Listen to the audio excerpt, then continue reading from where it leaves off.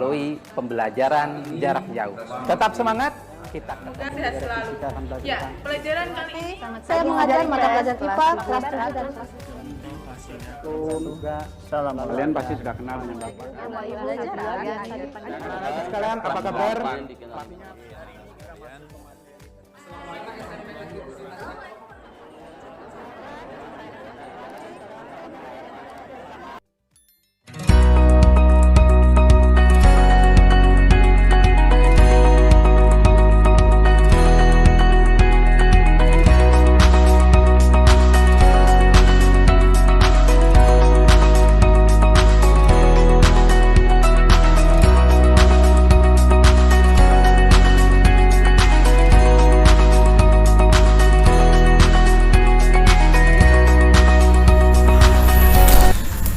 Bismillahirrahmanirrahim. Assalamualaikum warahmatullahi wabarakatuh. Halo semua, gimana kabarnya? Mudah-mudahan semua sehat ya, dan siap lagi nih untuk belajar matematika hari ini.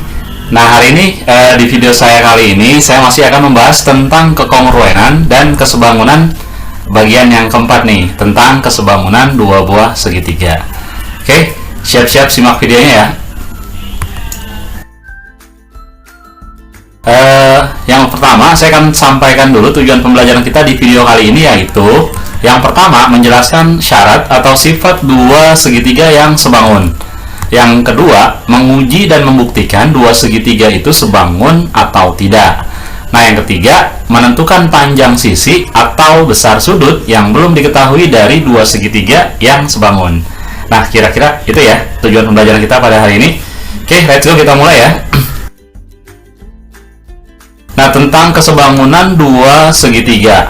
Dua buah segitiga dikatakan sebangun jika memiliki bentuk yang sama.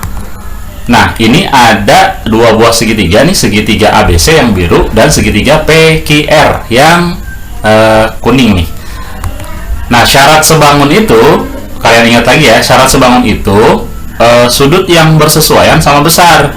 Nah, yang kedua, perbandingan sisi yang bersesuaian itu senilai. Nah, dari dua segitiga ini nih, yang segitiga ABC dan segitiga PQR yang warna kuning ini, sudut-sudut yang bersesuaian kira-kira yang mana aja? Jadi sudut A tuh yang ini sama dengan sudut P yang ini. Itu tandanya udah jelas nih ya, garis lengkung 1. Jadi sudut A sama dengan sudut P. Yang kedua, sudut B yang ini nih, garis lengkungnya 2 sama dengan atau sesuai dengan sudut Q. Gampang ya, karena di situ ada tandanya 2 tuh, garis lengkungnya. Nah, yang ketiga, sudut C yang atas nih bulatan merah sama dengan sudut R yang bulatan merah juga nih. Nah, tadi yang sudut yang bersesuaian, sekarang sisi-sisi yang bersesuaian tuh kira-kira yang mana aja? Ini AB itu kan bersesuaian kira-kira sama yang mana? AB bersesuaian dengan PQ yang sama-sama di bawah gini ya. AB kita bandingin dengan PQ karena dia kan bersesuaian. Nah, AB-nya di sini kan udah ada panjangnya nih 6 cm, sedangkan PQ 18 cm. Nah, kalau kita sederhanakan 6/18 itu sama-sama kita bagi 6. 6 bagi 6 1, 18 bagi 6 itu 3. Jadi perbandingan 1/3 nih, sisi yang bersesuaian perbandingan 1/3. Ini baru satu sisi. Coba sisi yang lain kita bandingin nih. Misalkan BC. Kalau BC kan berarti yang ini nih. BC kita bandingin dengan QR. BC per QR. Nah, BC itu 5, terus QR-nya 15. Kalau kita sederhanain, sama-sama bagi 5 nih. Kalau ini 5/15, 5 bagi 5 1, 15 bagi 5 itu 3. 1/3 juga berarti sama nih. Perbandingannya yang pertama sama yang ketiga berarti kalau ini bisa dikatakan sebangun karena perbandingan sisi yang bersesuaian senilai. Satu lagi, AC kalau kita bandingin dengan PR ya. AC dengan PR kita bandingin, AC-nya itu 4. Nih yang ini nih AC nih PR, sedangkan PR yang ini nih 4/12. Kita sederhanakan, sama-sama kita bagi 4. 4 bagi 4 itu 1, 12 bagi 4 itu 3. Nah, semua sisi-sisi yang bersesuaian perbandingannya senilai 1/3 semua. Jadi itu segitiganya sebangun. Gitu ya. Nah, sekarang contoh soal 1 nih, kira-kira yang tentang sebangunan dua buah segitiga. Perhatikan gambar di bawah ini. Nah, ini ada gambar dua buah segitiga, tapi segitiganya berimpit. Tentukan panjang sisi QR. QR yang ini nih. Ini belum diketahui QR yang bawah. Yang B itu pertanyaannya, tentukan besar sudut PTS. PTS itu yang ini, PTS yang ini nih. Dan sudut PQR yang ini belum ada. Nah, sebenarnya ini adalah dua gambar segitiga. Ada dua buah segitiga, tapi segitiganya berhimpit. Berhimpit itu artinya nempel. Jadi ada segitiga yang kecil yang hijau, ada segitiga yang besar yang biru. Nah, kalau saya pisahkan nih dua segitiga ini, berarti kan yang hijau nih, yang ini nih, PST ya, PST seperti ini. Jadi kalau yang biru kan berarti yang besar nih, PQR. Nah, saya pisahkan jadi seperti ini ya. Jadi sebenarnya gambar ini adalah gambar dua segitiga yang sebangun, tapi dia nempel atau berhimpit. Jadi kalau saya pisahin kira-kira seperti ini, paham ya? Nah, jadi kalau kita mau cari panjang QR nih, yang ini kan sudah diketahui nih PT 4 cm tuh, dari sini 4 cm, ST-nya di sini udah ada 5 nih. Terus yang PR itu 12. Dari mana dapat 12 PR? Nah, dari sini ke sini kan 4. Lalu dari sini ke sini 8. Maka dari P ke R, dari ujung ke ujung itu berarti 12. Paham sampai sini ya? Nah, yang belum ada QR. QR-nya yang pengen kita cari. Kita bandingin deh ST per QR. ST kita bandingin sama QR dong, sama-sama yang bawah nih, sama dengan PT yang ini yang miring nih, sama dengan PT kita bandingin dengan PR. Oke, ST-nya sama dengan 5 per QR-nya sama dengan belum tahu, karena emang QR-nya yang ditanyakan kan. QR-nya belum tahu, sama dengan PT. PT-nya itu di sini di PT 4 dan per PR-nya itu 12. Nah, kalau ada perbandingan seperti ini, berarti kan kita kali silang ya. QR kita kali 4, 5-nya kita kali 12, kita kali silang. QR kita kali 4 sama dengan 5 kali 12. Oke, QR kita kali 4 sama dengan 5 kali 12 itu kan 60. Maka kalau kita ingin mencari QR sama dengan ya 60 dibagi 4. 60 bagi 4 itu sama dengan 15. Oke, kira-kira seperti itu ya. Ketemu deh QR-nya 15. Oke. Yang B itu kan tentukan besar sudut PTS. PTS yang ini nih, kira-kira sudut yang ini PTS sama dengan sudut yang mana? Sama nih, sehadap sama sudut yang R ini nih. Nah, sudut-sudut yang bersesuaian kan sama dengan sudut PTS yang ini sama dengan sudut PRQ. Karena dia sehadap, yang ini sama dengan yang ini nih. Saya kasih tanda nih, sama dengan 45 derajat. Nah, yang kedua, sudut PQR. PQR tuh yang ini yang bawah. PQR tuh kira-kira sehadap sama yang ini nih, PST. Jadi, sudut PQR sama dengan sudut PST sama dengan 70 derajat. Oke, kira-kira seperti itu. Cukup mudah ya. Soal yang kedua, misalkan ada dua segitiga yang sebangun tapi berhimpit, sama kayak tadi. Kalau tadi segitiga saya pisahin ya biar kalian lebih mudah. Ini tapi saya nggak pisahin nih, biar kalian bisa melihatkan ya. Ini ada dua buah segitiga yang sebangun. Yang pertama segitiga yang kecil nih, segitiga EBF. Nah, segitiga yang besar itu segitiga ABC. Paham ya? Ini ada dua segitiga ya. Nah, perhatikan gambar di bawah ini. Tentukan panjang sisi BE. Yang BE nih X. Di sini belum ada panjangnya. Nah, jadi kita bandingin nih EF, kita bandingin dengan mana nih segitiga yang kecil nih? EF kita bandingin dengan AC. Ya kan?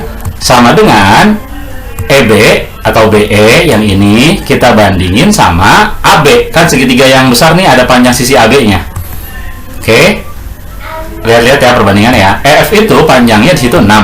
AC-nya sama dengan 8, sama dengan BE-nya. BE itu kan belum ada di situ X. Panjang AB-nya sama dengan, nah panjang AB itu kan dari ujung ke ujung, di sini 2, di sini X, berarti dari ujung ke ujung sama dengan 2 plus X. 2 ditambah X kan, karena X-nya belum ada. Nah, kalau kayak gini kita kali silang. 8 kita kali X, 6 kita kali 2 plus X.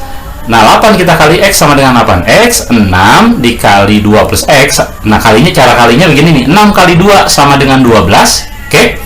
6 kali X sama dengan 6X gitu ya. Kalau perkalian aljabar, 6 kali 2, 12. 6 kali X, 6X. Nah, kalau dalam aljabar kan ada variabel yang sama atau huruf yang sama kita satuin nih.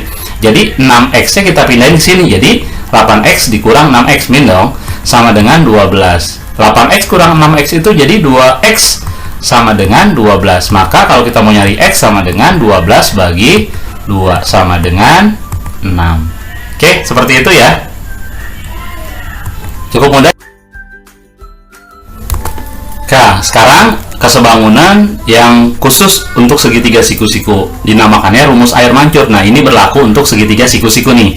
Nah, misalkan gini, ada segitiga siku-siku di P. Nah, kalau segitiga siku-siku kan ada yang namanya sisi miring ya. Sisi miringnya itu QR nih, sisi miring.